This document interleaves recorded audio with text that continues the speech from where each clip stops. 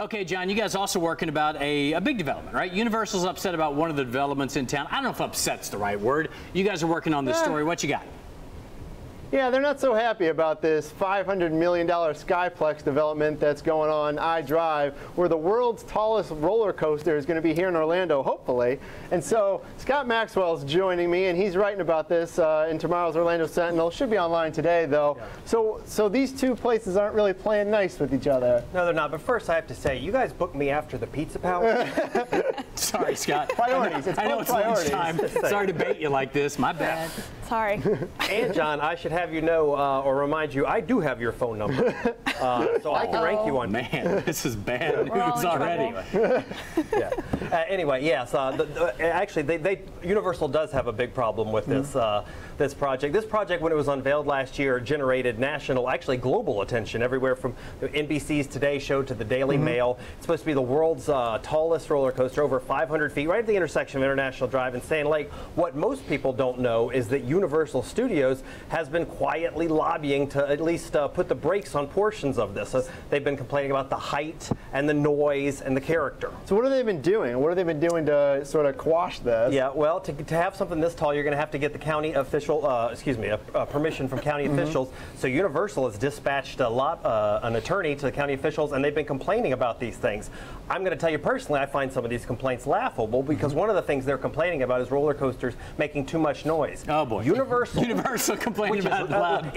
It literally abuts residential neighborhoods. I mean, there is directly across the street from Dueling Dragons is the Orange Tree subdivision. And what's interesting is the neighbors of this project aren't complaining about noise. And when you talk about destroying the character of International Drive, please, somebody, destroy the character. It's hookah lounges and t-shirt shops. I think most people are looking for something different here, but right now Universal is sort of the giant that's trying to at least cause problems for the Skyplex. Yeah, I mean, John and Kayla, I mean, this doesn't seem fair to Scott, obviously. It doesn't really seem fair to me either. Like you said, Universal has tons of roller coasters. Why can't these people build theirs? Yeah, I agree. I think it just seems like they're upset. I have always been skeptical of this project. We've had the guy on numerous times, Josh Wallach, right? That's the guy who's behind it.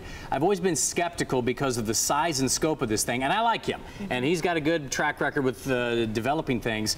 But Scott, I don't know about you, but there's just always been something that's made me say, I don't know if this is going to be one of those projects that we talked about for several years on iDrive, and then it never came to fruition. Maybe it's just intuition about something like this. I don't know. Do you feel the same way?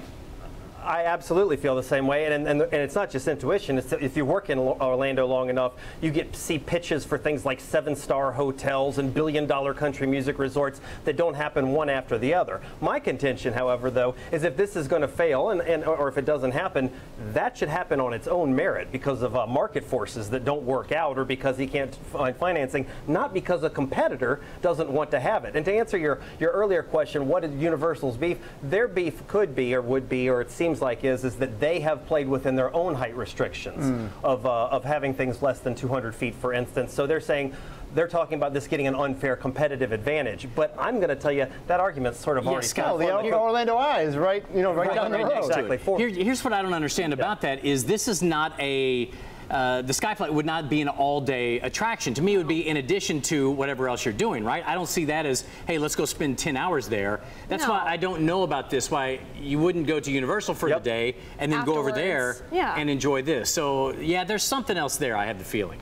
John, I made the same point to Universal. It sort of strikes me when people, if you fly down to Orlando to come to Universal Studios, you're not going to get here and then go, oh my goodness, you know what? Let's just bypass Universal and go spend the day at the Skyplex. I think they're nervous about the camel's nose under the tent, and that this would be billed as the world's largest roller coaster, and anything they don't want is competition. But I say, hey, Universal, relax. They are on such a roll. They have got profits galore. Harry Potter is the attraction to beat all theme park attractions. Sit back and let the new things happen and count your cash. Would you ride Skyplex?